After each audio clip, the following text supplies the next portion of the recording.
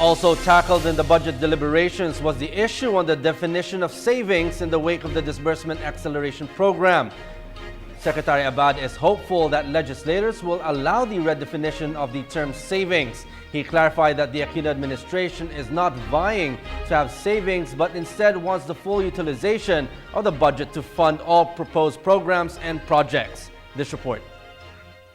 The disbursement acceleration program declared unconstitutional by the Supreme Court was a hot agenda in today's deliberations of the proposed 2015 national budget, since savings funded the DAP to the tune of 167 billion pesos, 144 billion utilized to fund programs and projects. The Makabayan Coalition asked how savings will be defined by Congress to comply with the Supreme Court ruling.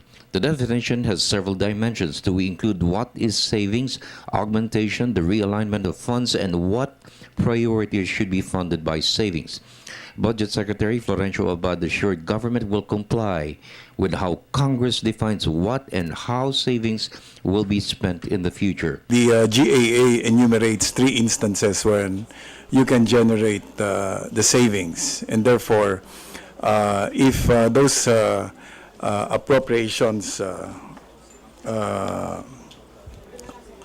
either due to unfilled items or vacancies that were not filled up, or overtime opportunities are not utilized, then they become unused appropriations and can be declared as savings. Or if there are efficiency measures that are introduced and therefore you save on what was budgeted for those items, you also generate unused appropriations which could be declared as savings according to the GAA. And then finally, there are appropriations which may have been completed or abandoned or discontinued, in which case there are appropriations that are not used and can in fact be declared savings. Congressman Toby Tiangco demanded the disclosure of DAP-funded projects for all lawmakers in Congress.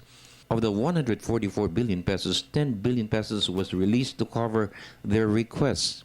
Abad said the list of lawmakers will be disclosed. That's part of the report that we are going to submit to the Senate, and we can furnish the House. Kasi we have to disaggregate and get reports from the different agencies. No, for example, a lot of the Typhoon Pablo rehab was drawn from the balances of DAP, and that's about 11 billion.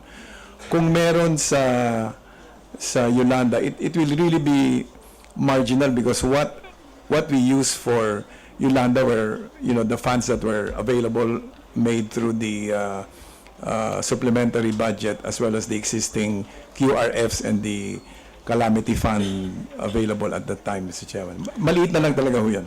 Yes, Mr. Secretary. Yung report na sinasabi niyo, can we expect that before mag-plenary ho tayo ng budget? Yes, certainly, Mr. Chairman.